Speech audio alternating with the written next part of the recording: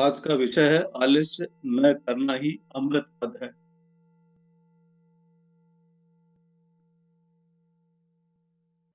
भगवान बुद्ध ने एक स्थान पर कहा है कि अप्रमाद ही अमृत पद है। अप्रमाद अर्थात आलस्य न करना ही उन्नति के इच्छुक के लिए श्रेष्ठ है। आलस्य करने से बड़े-बड़े शक्तिशाली व्यक्ति, संपन्न व्यापारी, समृद्ध देश, समुन्नत जातियाँ विनष्ट हो जाती हैं। कारण आलस्य से मनुष्य का मन, बुद्धि और शरीर तीनों ही दुर्बल बन जाते हैं और उच्च शक्तियाँ पंगु हो जाती हैं। गीता में कहा है, श्रद्धा व लभन्ते ज्ञानम तत्पर संयतेन्द्रिय, कार्य में तत्पर, संयमी एवं श्रद्धालु को ही ज्ञान प्राप्त होता है। जो आलस्य में जीवन व्यतीत नहीं करता और निरंतर कर्तव्यरत रहता है, उसे दीर्घायु प्राप्त होती है। आलसी व्यक्ति के लिए किसी भी प्रकार की उत्कृष्टता प्राप्त करना कठिन है, कारण वह अपनी शक्तियों को आलस्य की केंचुली से ढके रहता है। उद्योग तथा परिश्रम द्वारा उन्हें विकसित नहीं कर पाता। जब तक उद्योग नहीं, परिश्रम की प्रवृत्ति नहीं, तब तक शक्तियों का विकास नहीं हो सकता है। आलस्य और उन्नति साथ-साथ नहीं चल सकते। आलस्य एक प्रकार का अंधकार है, जो आत्मा पर, शक्तियों पर और मनुष्य की भावी उन्नति एवं प्रगति पर तुषारपात कर देता है। आलसी पड़ा-पड़ा यही सोचा करता है कि मेरा काम कोई अन्य व्यक्ति कर दे, मेरी तरक्की करा दे, बाजार से मेरे घर की नाना वस्तुएँ ला दे, दफ्तर का काम भी अन्य कोई साथी ही करा दे। आलसी अफसर अपने छोटे मातहतों के वश में रहते हैं। वे जो पत्र या ड्राफ्ट लिख देते हैं, उसी पर हस्ताक्षर कर देते हैं। ठीक है या गलत, उचित है या अनुचित, क्या बातें लिख दी गई हैं, ये भी नहीं देखते। बड़े-बड़े व्यापारियों के दिवाले प्राय उनके हिसाब-किताब या आय-व्यय का ठीक ब्यौरा न रखने के कारण ही निकलते हैं। वे उधार पर उधार दिए जाते हैं, उसे वसूल करने में आलस्य करते रहते हैं। रकम में उत्तरोत्तर बढ़ती जाती है और अंत में सारी पूँजी ही उधार वालों में बँट जाती है। आलसी माता-पिता अपने बच्चों की पढ़ाई-लिखाई, उन्नति आदि को नहीं देखते। फलतः बच्चे उतनी उन्नति नहीं कर पाते, जितनी वस्तुतः उन्हें करनी चाहिए। यदि वे अपना आलस्य छोड़कर उन पर एक तीखी दृष्टि रखा करें, तो स्वयं भी अपने काम में सहयोग देते रहें, तो पर्याप्त प्रगति हो सकती है। प्रकृति को देखिए, उसका काम जैसा नियमबद्ध होता है, प्रत्येक वस्तु अपना-अपना निर्धारित कार्य निश्चित समय पर करती चलती है। आलस्य का नाम निशान तक नहीं। आलसी सदस्यों के प्रति प्रकृति बड़ी निष्ठुर है। आलसी की बड़ी दुर्गति होती है। अंत में सजा के तौर पर वहाँ मृत्यु दंड का विधान तक है। प्रकृति का प्रत्येक सदस्य अंत तक अपना काम सक्रियता से करता है। पशु-पक्षियों में भी आलस्य का स्थान नहीं है। मधुमक्खियों के छत्ते में नर मक्खी का कार्य केवल संतानोत्पत्ति मात्र है, वह कोई कार्य नहीं करता, बैठा-बैठा खाता है। आलसी अकर्मण्य पड़ा रहता है, आप जानते हैं उसकी इसकी क्या सज़ा मिलती है? तिरस्कार और व्यंग, अंत में मृत्यु। मादा मक्खियाँ दिन भर जी तोड़कर परिश्रम करती हैं, कुछ न कुछ मधु संचित करती जाती हैं, फलतः छत्ते में समृद्धि का भंडार बना रहता है। पर्याप्त संग्रह होने पर भी वह आलस्य नहीं करती। उनका श्रम रफ्तार से चलता रहता है। अन्य पशुओं में भी आलसी पशु-पक्षियों की दुर्गति है। अब मनुष्यों के समाज की ओर देखिए, उद्योगी और परिश्रमी व्यक्ति ही आपको सुखी और समृद्ध दिखाई देंगे। मनुष्य का जन्म भले ही निर्धन परिवार में हो, उसके पास जाति श्रेष्ठता या घर की ज़मीन जायदाद कुछ भी ना हो, केवल उद्योग और श्रम की आदतें हों, आलस्य से मुक्त हो, तो वह धन और कीर्ति को प्राप्त कर सकता है। कीर्ति और लक्ष्मी का श्रम तथा उद्योग के अधीन है। जो आलस्य नामक शिथिल करने वाली शक्तियों को पंगु बनाने वाली आलसी वृत्ति को छोड़ेगा, वह निश्चय ही यश, प्रतिष्ठा और कीर्ति को प्राप्त करेगा। आलस्य एक प्रकार तमोगुण से उत्पन्न विकार है, तो उससे मनुष्य अनाप-शनाप, बख्श-अबख्श अनेक पदार्थ बड़ी तादाद में भक्षण कर लेते हैं। अधिक भोजन से उन्हें निद्रा बहुत सताती है।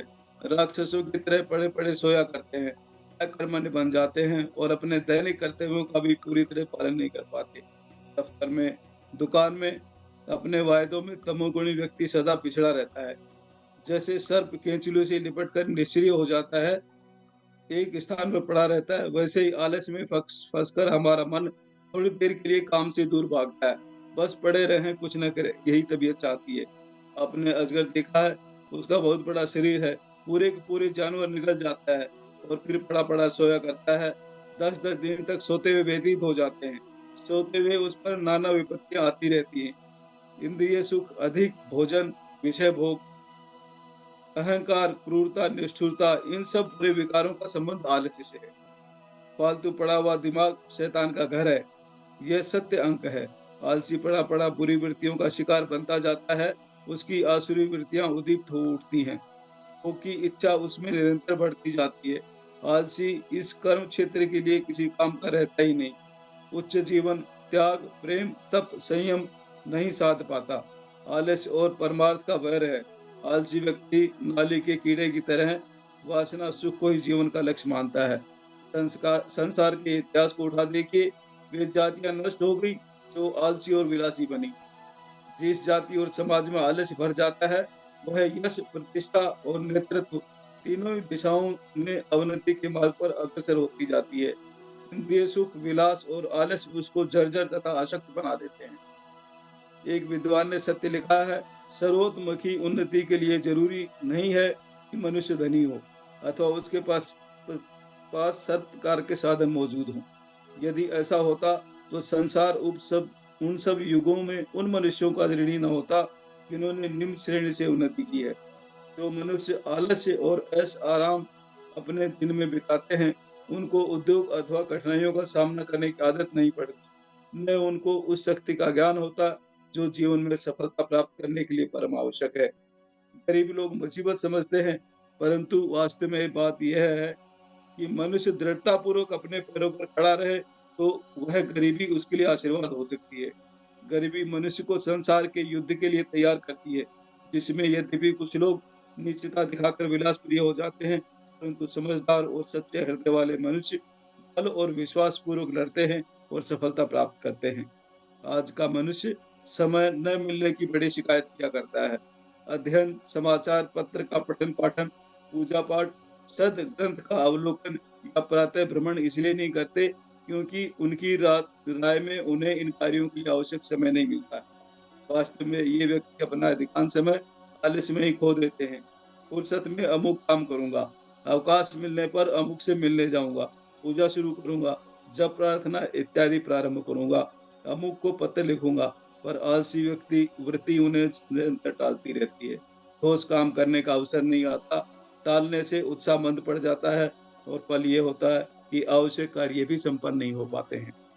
मान लीजिए आप प्रातः 6 बजे उठने के आदी हैं। यदि आलस्य त्याग कर आप किसी प्रकार 5 बजे उठ जाया करें, तो 1 घंटा जीवन का और मिल सकता है। महीने में 30 घंटे मिल गए। यदि अब 30 घंटों में कोई नया कार्य प्रारंभ किया जाए, तो निश्चय ही आप संसार की कोई नई नई वस्तु देकर अपना नाम चिरस्थायी बना सकते हैं। प्रसिद्ध विचारक श्री अगरचंद नाहटा ने आलस्य के इस पक्ष पर विचार करते हुए लिखा है, जो कार्य अभी हो सकता है, उसे घंटों बाद करने की मनोवृत्ति आलस्य की निशानी है। एक कार्य हाथ में लिया करें और करते चले गए, तो बहुत से कार्य पूर्ण हो सकेंगे। पर बहुत से काम एक साथ लेने से पहले किया जाए, इस दुविधा में समय बीत जाता है और एक भी कार्य पूरा और ठीक से नहीं हो पाता। अतः जो कार्य आज और अभी हो सकता है, उसके लिए कल के लिए तत्काल पर न छोड़िए। दूसरी बात ध्यान में रखने की यह है कि एक साथ अधिक कार्य हाथ में न लिए जाएँ, क्योंकि जिस किसी कार्य को पूर्ण मनोयोग एवं उत्साह न रखने से सफलता नहीं मिल सकेगी। अतः एक एक कार्य हाथ में लें और क्रम से सबको कर लिया जाए, अन्यथा सभी कार्य अधूरे रह जाएँगे। पूर्ण किए बिना किसी काम का फल नहीं मिलता। जैन ग्रंथों में बाधा डालने वाली 13 बातों में आलस्य पहली है। बहुत बार बना-बनाया काम तनिक से आलस्य से बिगड़ जाता है। क्षण मात्र के प्रमाद न करने का भगवान महावीर ने उपदेश दिया है।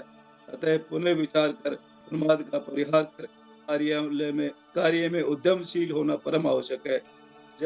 जैन दर्शन में प्रमाद निकम्मेपन के अर्थ में नहीं है, परंतु ये समर्थ पापाचरण के आवेशन के अर्थ में भी है। पापाचरण करके जीवन के बहुमूल्य समय को व्यर्थ न गवाइए, आत्मा की शक्ति का ठीक तरह उपयोग नहीं होता, तो पापाचारी व्यक्ति उसका दुरुपयोग कर सकता है। आलस्य से मुक्त कैसे हों? पहले तो आलस्य के विरोध में मन में दृढ़ संकल्प कीजिए कि हम अपने चरित्र में आए हुए आलस्य को अवश्य दूर करेंगे। जब आलस्य आकर हमारे मन और इंद्रियों को शिथिल करेगा, हम फौरन सचेत हो जाएँगे, समय का उचित उपयोग करेंगे। मन में यह धारणा जम जाने के बाद सक्रियता की आवश्यकता है।